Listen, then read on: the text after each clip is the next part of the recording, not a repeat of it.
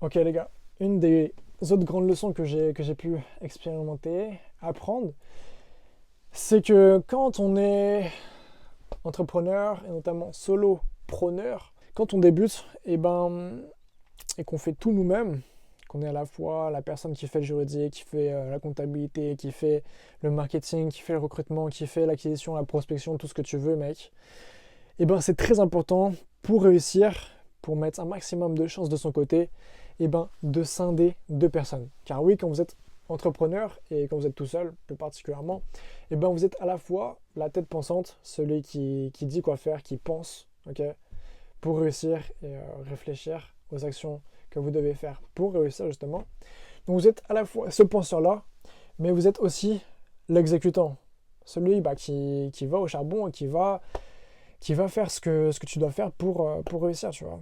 Donc l'exécutant, c'est celui qui fait, et c'est celui aussi qui va te donner des arguments pour te dissuader de faire ça, ok. Par exemple, si tu dois faire des appels, il va te dire non, mais moi j'ai peur, moi je me sens pas prêt de faire ça, et en plus, quel pourcentage de chances que ça aboutisse? Non, non, tu me mets dans une situation périlleuse, alors qu'en réalité, il y a très peu de chances que ça aboutisse, donc on passe à autre chose, ok. Et si tu fais pas la distinction en mode non, tu dois faire ça, et c'est tout, et tu le fais, mec, t'avanceras à rien, ok.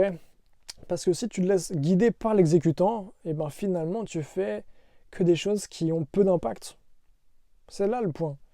C'est si tu acceptes le fait que non, ok, je vais pas les appeler parce que finalement moi j'ai un peu peur et finalement il y a peut-être peu de chances que ça aboutisse, et que tu vas préférer envoyer des messages ou des emails, finalement peut-être que t'es passé à côté de quelque chose d'incroyable et à côté de clients, tu vois.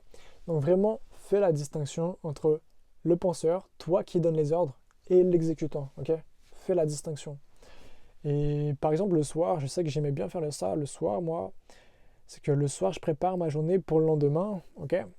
Et donc, le soir, tu peux te mettre dans la peau du penseur pour te dire, ok, demain, quelle tâche, quelle chose est-ce que je dois faire pour justement atteindre mon objectif. Donc là, le soir, tu penses comme le penseur, et le lendemain, une fois que tu vois tout ce qui a écrit, juste tu mets dans la peau de l'exécutant et tu fais ce qui a écrit. Ok.